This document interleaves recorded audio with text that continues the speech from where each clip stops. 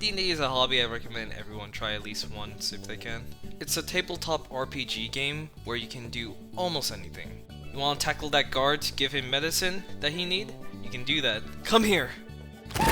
You want to break the Eye of London to cause a distraction? You can do that as well.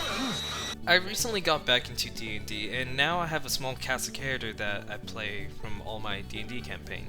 Some are still going, others are dead now. But nevertheless, it's fun making my own character. So I decided to make a video about it, mainly to archive it.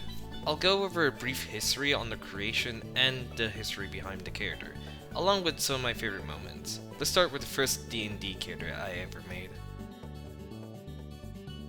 I got into D&D a year or two before the pandemic hit, and one of my schoolmates, who was known for being DM, offered me to join his campaign. Never having played D&D before, I immediately took up on his offer. When we got to create my character, he recommended that I should play as the paladin. Thus, Oscar Mcreed was born. Oscar is your typical looking paladin. Just imagine him in normal paladin gear, but with long black hair. And yes, he is a male human with lawful good. I think the only thing that really separates him from typical paladin, it would be his poor work performance as a leader in the church. For example, his first ever combat battle was him and his squad along with a rogue who just so happened to be there at the time. From what I remember, he was fighting off a horde of undead. During this fight, I decided to roll to see if I could scan for any weaknesses in the undead.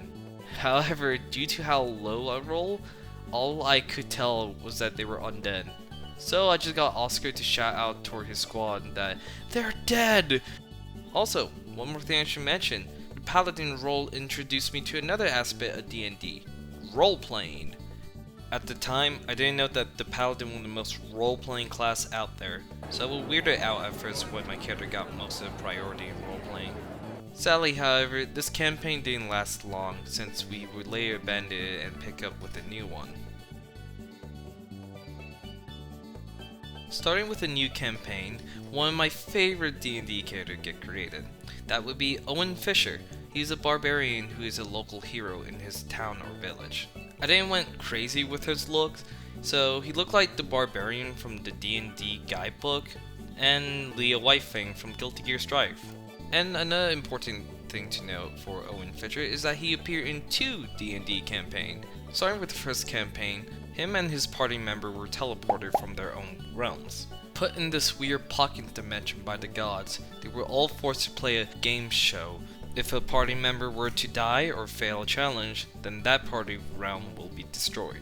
And each realms will watch from their chosen hero perspective through a crystal implanted in their forehead by the gods. By then, the premise is pretty simple. Just simply go from realm to realm doing mission in order to save their realm.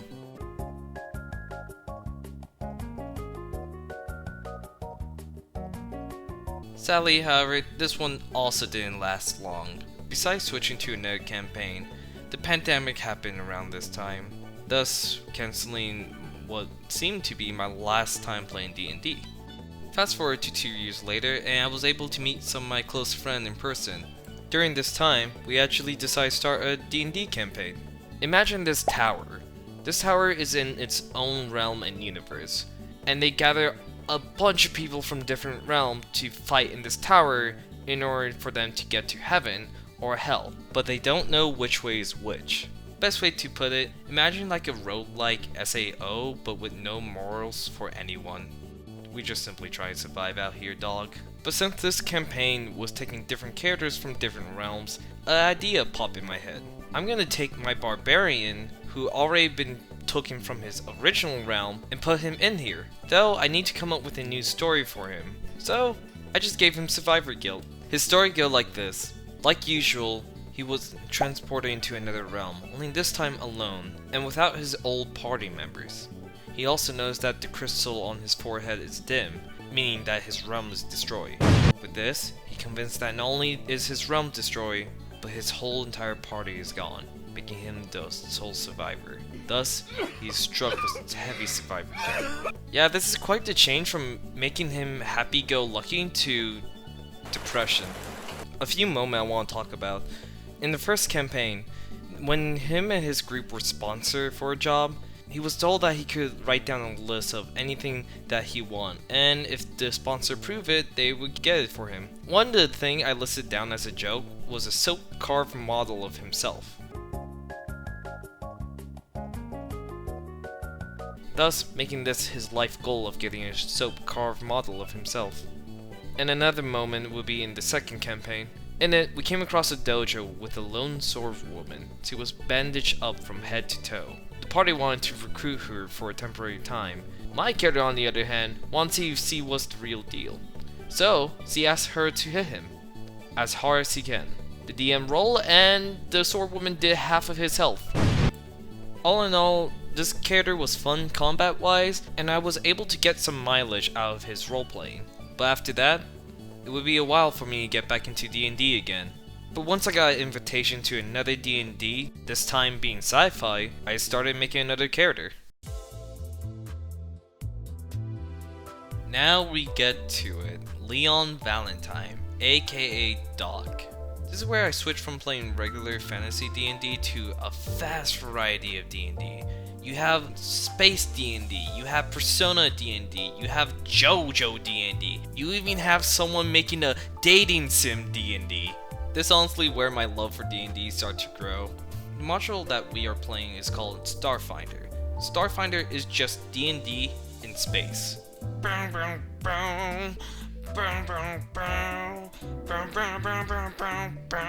Going back to my character, Doc is a multi-class of a cleric and a rogue, or in this case, a mystic and an operative. His backstory is that his parents escaped the Alzeniti Empire, which is basically the North Korea of Starfinder. They would start a new life in Absalon Station, where they would raise a kid named Leon Valentine. Fun fact, his name came from both Resident Evil and Guilty Gear. However, I misjudged the name combination. So when I first introduced my name to the party, everyone thought I just grabbed it from Resident Evil. But long story short, once he finished medical school, he would come home realizing that his parents are missing, most likely kidnapped by the Empire, or North Korea. So, his personal goal is simply to find his parents, while also helping other people along the way. He's so far one of my favorite D&D characters, to the point where I even got art commissioned for him. To me, he seemed to be a character that can have a lot of spice and flavor added to him, and he have the ability to go from being a comedic character to a serious one when the scene calls for it. All in all, a fun time and a character that I love playing every second of. During our Starfinder campaign, one of the players told me about a Persona campaign that he was in, which, me being a big Persona fan, I wanted in. However, when I asked the DM, there weren't any available spots open, so I had to wait on the sideline for any open slots to show up. So, there I was just waiting in the reserve, doing just personal life and such. Fast forward to a month later, I was busy one day and then I got a message. Meet Josee Yuri, a 20-year-old who is indebted to the Yakuza. How much? 300 million yen to be exact. She is basically a pushover and has similar traits as Boshi the Rock, but basically her whole story arc is going from this pushover who is indebted to Yakuza due to her family to being able to stand up for herself and also being debt free. Of course, since this is Persona, there are two designs of her, along with her persona. First you have her casual design. Just like the name suggests, pretty casual, nothing really special, blend in with the crowd. Then you have her other design, which for any Persona fan, you may be wondering which Persona is this. We were playing off of Persona 5 and based off the idea that this is supposed to be an alternate universe, so there will be similarity, but overall there will be differences. For example, the first palace is Kamoshida, while the second palace will be based off of Fastanisha. There are also new and reprised social links, such as how the devil this time around is actually a guy selling accessory in the dark alleyway. Anyway, getting off topic, her metaverse design is supposed to be that of a soldier. The reason why I went with this is due to two things. One, since she is a pushover, I decided to make her a private, because they must follow the orders of the higher rank, such as the captain or sergeant. Which leads to my second statement. She have a love for the military genre, which yes, that does mean she had played Call of Duty. But to her, a soldier can disobey orders in order to do the right thing. The best example I can think of, which helped inspire her whole character, was a scene from a military show which took place in the Gulf War.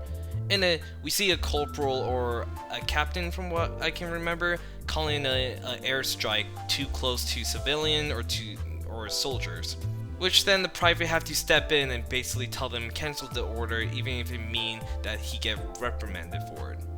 To Yuri, stuff like these help show her that even if you're just a normal private, you still have the ability to do good, hell, even standing up to someone who is a higher rank than you.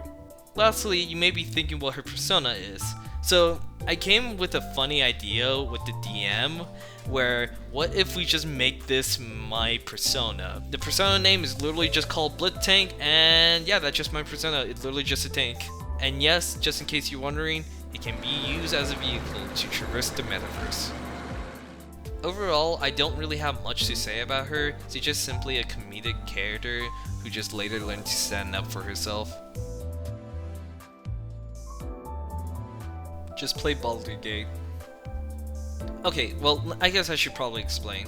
Everyone have talked about it. This game had won multiple Game of the Years. It's just a blast. Please do play it. Also, I have played multiple runs of this game, whether that be alone or with friends. I also have a sorcerer, a monk, a fighter, a warlock, and many more that I either don't have pictured to because they're on my friend's save files, or just other reasons. If you want to know her backstory, she's a local hero, and that's about it. But yeah, play Baldur's Gate 3 if you ever get a chance. Anyway, let's move on to the last character. Set the scene. At this point, I'm in 2 DND campaign, and have to focus on other important stuff in my life. Basically college. Plus, every time I get invited to a D&D campaign, it's always on the weekdays and never the weekends. And even if it's on the weekends, I like to keep that as free as possible, mainly just for personal lives. So obviously, it's hard for me to say with any campaign at this point, especially since it will interfere my schedule no matter what. Enter this one player who drafted me into a Pathfinder 2E campaign where we take place in the Fate universe, which is an anime that I never watched. And in it, we are basically going to take part in the Great Holy Grail War, which is basically a team battle. Or as my DM called it, the Great Holy Bro War. Which, by the way, the persona was called Persona Bro. I just thought that was funny. Originally, I was going to decline the offer to the DM. And also, by the way, this DM is the same DM for the Persona campaign. If my DM ever find this, take a rest, my man. But once the DM told me that it would take place on Friday, especially in the afternoon since everything was at night, I decided to give it a shot. As for the campaign itself, my DM had to explain to me the whole plot and idea of the Fate series all in one night. Basically, in Fate, there are these people called mages who can summon historical figure to fight for them, known as servant. So not only do I have to pick a character, but I also have to pick a servant from the Fate wiki. And there is so many servants. The DM and I decided to first pick out my servant, because that is more easier than creating a whole new character at 2 in the morning. 2 things came to mind when I have to pick out my servant. I'm gonna need a servant that is good, not only good in combat, but that can cover my combat abilities since I'm going to be playing as a support. And a way to help bounce off of each other when it comes to storytelling. That way, my character isn't just stuck with someone who's just a blank slate. I picked Jack the Ripper. For those who don't know, Jack the Ripper is literally the abomination of all the Am I allowed to say abortion? Jack the Ripper, the combination of all the aborted babies turned into literally a character who supposed to represent the historical figure as Jack the Ripper, but as a lolly. Originally, I was going to go pick Astolfo just for the shits and giggles. However, the DM had a bad experience with Astolfo because his previous player who picked Astolfo made everyone there feel uncomfortable with how they interacted. So I decided to not pick Astolfo so that way I don't make anyone relive any bad memories. So after who knows how long I would try and pick a character, I just ended up with Jack the Ripper. Why? 1, she's an assassin, and since I'm basically going to be a medic, Well, in this case, an investigator, I don't really have much combat, so Jack is there to basically not only help support me, but to get in the combat in and out very quick and do heavy damage. And the second reason why I picked her is because I need someone for story. Simply put it, I didn't have any idea what to do with my character, let alone who the hell to pick. So the DM gave me the idea of having like a mother and daughter role, which honestly I just rolled with it. Which did help give me a template on what to do for my character. Speaking of character, I should probably get to that now. Alright, so it's the next day, time to create my character. Only one problem, I don't really know what to make. Like I mentioned before, I'm planning on becoming a support role, which I mentioned was going to be an investigator class because that is something exclusive to Pathfinder, as well as picking a Tengu race because I decided that I want to try a different race than human.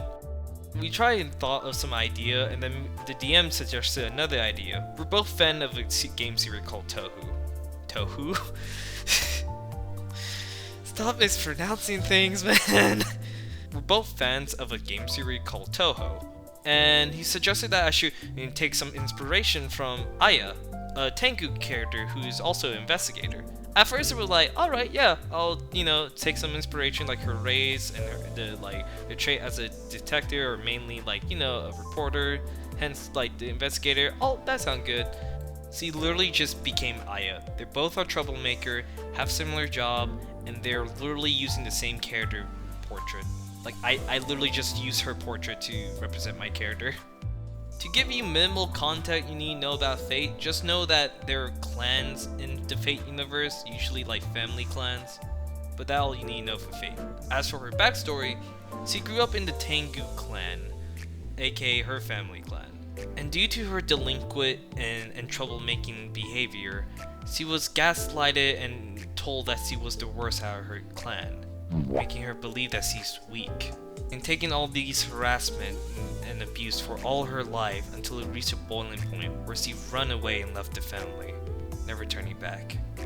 She eventually would find solitude and peace in living among the human society, disguising herself by simply just removing her wings. There, she would start her occupation as an investigator. Eventually, since this is Fate, the people of the Mage Society, yes, that's a thing, found her and decided to invite her in the Great Holy Grail War. And I shit you not, near the end of the first session, when she asked her, "Why do you invited me? I'm the weakest in my clan," the lady was confused, saying that, "Weakest? You're the strongest in your family." And that completed her character arc. The whole point of this character is to see what happened to a character after their happy ending. Because usually we get to a point in the story where the ending come up and we don't know what they're doing afterward. So my idea is that, what if I made a character that already completed her whole story arc, and we're just seeing how she living her life afterward. Thus why is she playing a supporting role to help the other party member complete their character arc. I think another way you can also look at this too, since she later on going to be taking care of Jack the Ripper, I think she also going to start a new chapter in her life. Because just like in life, once you finish with one, you start on a new one. In this case, it's her trying to be a single mother. Which, by the way, this is just a quick side note real quick, as like one of my favorite moments is that she actually took Jack the Ripper to McDonald's and drew like a whole thing, like a whole picture on the map of them eating at McDonald's. I just thought that was funny. As for a conclusion for this character, she's just simply a smug and troublemaker, but she have a heart of gold who's willing to help people in need. And who knows, maybe taking care of someone will actually change her. I'm trying to put more effort her being a mother and daughter role. Okay, real quick in this like conclusion part, like of her character, you can honestly, if you want, you can skip to the conclusion right now, that next. But it took so long for my character to actually like bond with her. They're like, the only time they could really bond was in battle, and they were like short and quick. it wasn't until recently with the whole McDonald trip where she actually like learned more about Jack the Ripper and how she actually amalgamation of all the abortion. I really gotta stop saying abortion. See, amalgamation of all the babies. That whole thing with Jack the Ripper. Was he scared and nervous? Yes, especially since a lot of the things he have could kill her. She even have a move that could also get her killed. However, she's still gonna take care of her and treat her like her own daughter. But that's all my characters. On the left hand side is my ranking of all my characters, from most favorite to least favorite. Honestly, the top 3 could change any time. As of right now, this is how I'm feeling. And now, this video is done. Hey there, everyone, to all my wow, that's weird to say now actually, all to my subscribers. Okay, but anyway, hello there to all my subscriber, viewers, and anyone who stopped here and such. Sorry for how long this video took. Aside personal life happening and whatnot, I honestly took way too long to make this video in my opinion. I could have honestly posted another different video or like made other shorter videos, but I was so focused on trying to I set myself own like deadline / schedule where I locked myself to making sure I release this before anything else. Why? Well, because for the other videos I'm trying to see if I can work on the mic quality by just simply doing the pillow format or the blanket over my head type of thing to have better mic quality. And like also been improving on editing and such, which is why throughout the video you see there's some method that like change randomly through each section. Like some sections seem to have like better part of it than others. But yeah, I do apologize for the long wait with all that. And I do want to give a shout out and a huge thank to one of my friends, CoUmbi. I actually asked her, well mainly asked her boyfriend, which is also a friend of mine, hi there, that if she could make a commission for me of Leon Valentine, which again, I love it and thank you. CoUmbi do take commission, so if you want to ask her for any commission, just simply check out the link down below. I think for now that really all I have to say. Again, sorry for everyone waiting on this video, or if you guys been waiting for this and whatnot. And also, I do want to say thank you for 155 subscribers from the time I'm making this, which I was not expecting to get to 50 subscribers between videos, so thank you again. But honestly, I think that all I really need to say. I don't want to make this video as long as it should be, so I'll see you guys next time. I'm trying not make sure I don't do like typical YouTube outros. But yeah, I'll see y'all next time. Thank you for watching. Peace out.